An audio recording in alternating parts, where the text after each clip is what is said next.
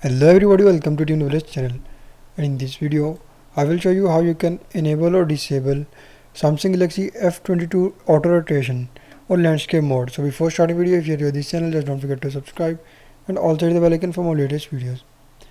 So to enable or disable auto rotation in Samsung Galaxy F22, first of all you just need to go to settings or notification bar. So simply just open and follow every single step as I am showing you in this video.